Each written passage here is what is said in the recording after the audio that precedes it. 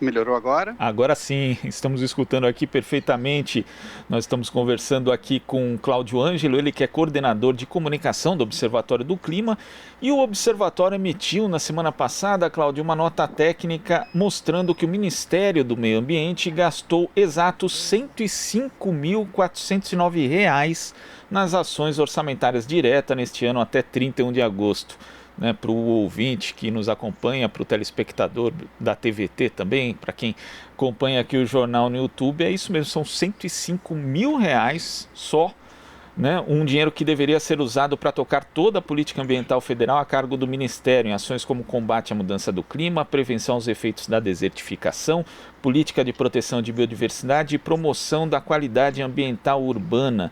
O valor liquidado em 8 meses equivale a 0,4% do orçamento autorizado para 2020. Como que você vê esse dado, Cláudio? Olha, é muito preocupante, porque é preocupante, mas não surpreendente, né? A gente sabe que desde o início, desde antes, na verdade, de o presidente Jair Bolsonaro assumir, já na época ali, no pós-eleição, ele dizia que o plano dele era fechar o Ministério do Meio Ambiente, né? Transformar o Ministério do Meio Ambiente numa espécie de secretaria do Ministério da Agricultura. Houve muita pressão, inclusive do agronegócio, para que ele voltasse atrás nessa ideia.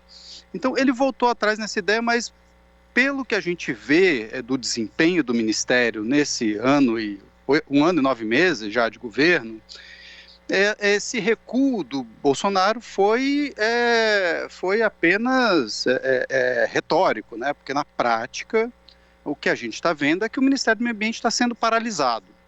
Né? A gente já teve no ano passado uma execução orçamentária muito baixa, ali na ordem de 10%, 11%, e nesse ano, nesse mesmo período, né, até agosto. E agora a gente está vendo praticamente uma paralisação das atividades do Ministério do Meio Ambiente. É só deixar claro que isso não inclui os orçamentos do IBAMA e do Instituto Chico Mendes, que são as agências que tocam grande parte da política ambiental.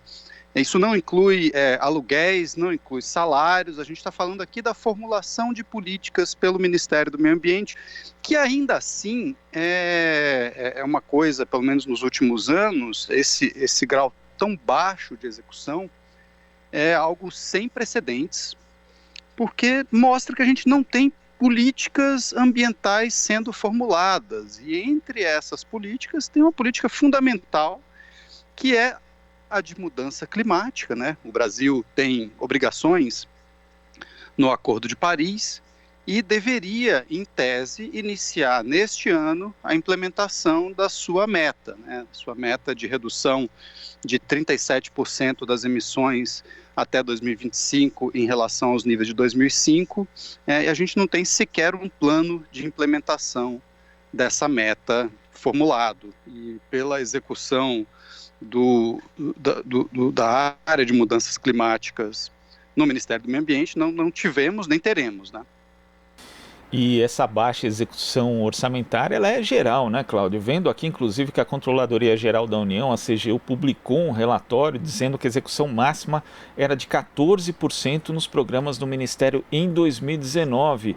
E, segundo a própria Controladoria, não era possível avaliar os resultados apresentados ali pela pasta porque o Ministério não tinha sequer um planejamento para o ano de 2019. É realmente algo assustador, né? Em termos de gestão mesmo, ver algo desse tipo acontecer, ainda mais num cenário que a gente tem aí queimadas, tem devastação ambiental aí correndo solto aqui no Brasil.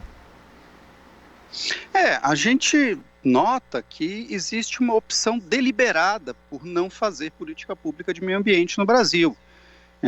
Esses dados deixam isso muito claro, né? E a CGU, né, que não é ONG, ela está apontando a mesma coisa, está apontando que existe um problema no Ministério do Meio Ambiente, e é curioso porque o ministro do Meio Ambiente, ele se vende como um super gestor, como um cara ali a favor da eficiência, né, de enxugar a máquina, de que o Estado é muito ineficiente, etc., a gente está vendo que ele está, na verdade, praticando o que ele critica, né? Ele está praticando a total ineficiência do Estado, né? A menos que ele ache que ser eficiente, né, que ter uma máquina pública eficiente é não fazer política pública, mas aí fica fácil, né? Ele perde dele mesmo por WO. Exatamente, e a gente tem aqui, né, dados também que saíram há pouco, que foram obtidos pelo deputado Ivan Valente, do pessoal de São Paulo, por requerimento de informação, mostrando que em 2020 o IBAMA executou 55% dos recursos reservados para prevenção e combate a queimadas. Dos 17.300.000 empenhados, foram efetivamente pagos 9.600.000, sendo que em 2019 o orçamento para esse programa era quase 2 vezes maior, de 34.100.000. Então essa questão é de fato generalizada. A gente tem um problema, como você mencionou, Cláudio, de falta total de planejamento, de falta de gestão e também parece muito evidente falta de vontade nessa área ambiental. O IBAMA, como um todo, né, executou até julho 20% do orçamento que tinha disponível. E aí a gente percebe umas coisas bastante contraditórias, né? A gente tem o ministro do Meio Ambiente que vai lá e tuita para o Leonardo DiCaprio, que pede dinheiro, né, para as pessoas. É quase um achaque, né, um sequestro da biodiversidade brasileira, seguida de um pedido de resgate, né? Porque ele fala assim, Leonardo DiCaprio, que tal parar de falar e pagar para a gente preservar a nossa biodiversidade? Mas é o mesmo gestor público que não gastou mais do que 20% do dinheiro que o IBAMA tinha disponível, é o mesmo gestor público que tem em caixa 100 milhões de reais praticamente, né, de dinheiro financeiro, quer dizer, coisas que ele poderia desembolsar já, se ele quisesse, para fiscalização e prevenção a queimadas. Uma parte do dinheiro é da Lava Jato, uma parte do dinheiro é do Fundo Amazônia, né, o Fundo Amazônia está suspenso, mas as ações que já estavam contratadas estão sendo executadas normalmente. É importante que se diga isso, né, que o Fundo Amazônia tem acabado, o que já estava rodando continua rodando, e ele mesmo assim pede dinheiro no exterior e produz coisas como aquela nota inexplicável algumas semanas atrás, dizendo que ia suspender a partir de 31 de agosto todo o combate a queimadas e fiscalização nos biomas brasileiros, sendo que o dinheiro está lá, né? O dinheiro existe, só que ele não está sendo gasto. E ainda relativamente justamente essa questão do Fundo Amazônia, né, cujos recursos aí tiveram uma suspensão, isso só ocorreu justamente por conta do imbróglio criado pelo governo Bolsonaro. E é bom lembrar também, né, Cláudio, que as pessoas precisam saber que o Fundo Amazônia financiou inclusive a estruturação de diversas brigadas de incêndio de estados brasileiros e do próprio IBAMA também.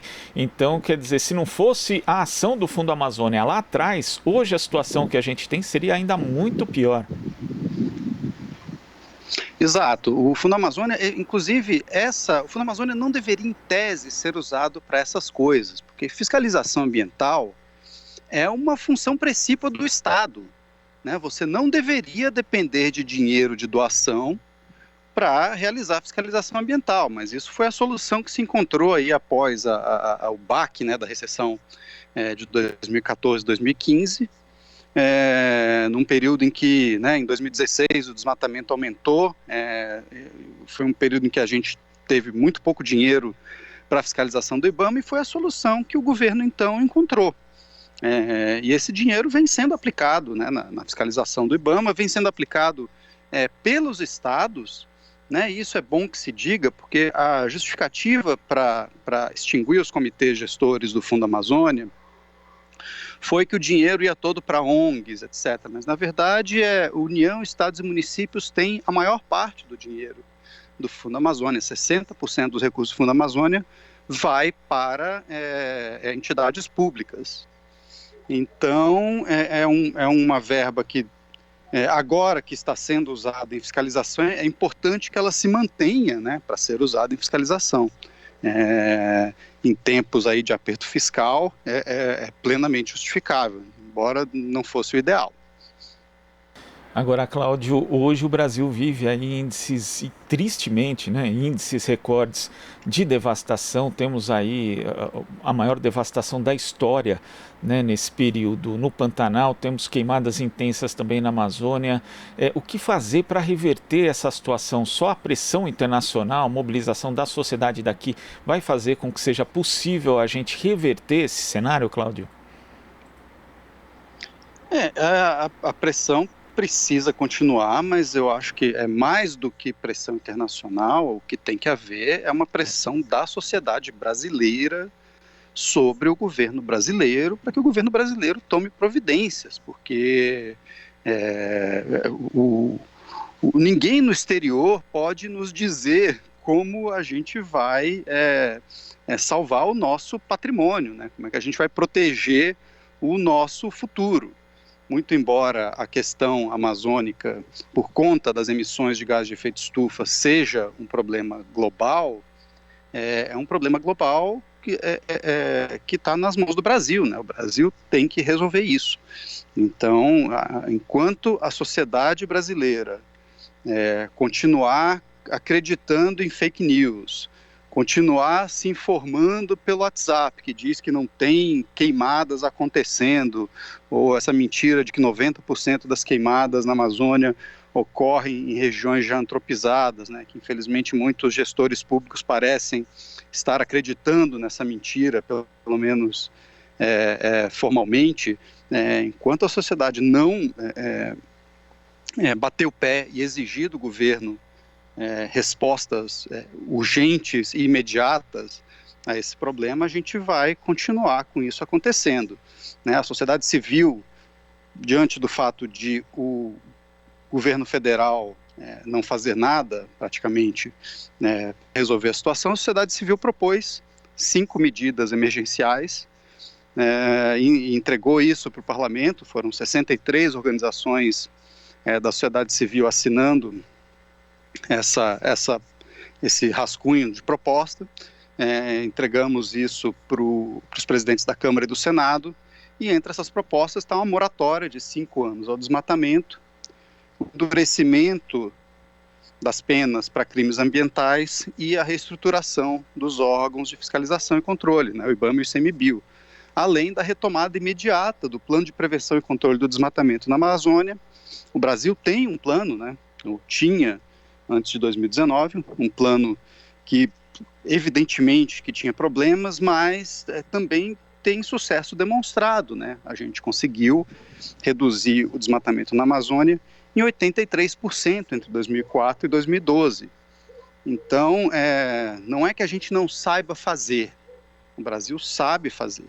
O que falta é o governo implementar as políticas que já existem.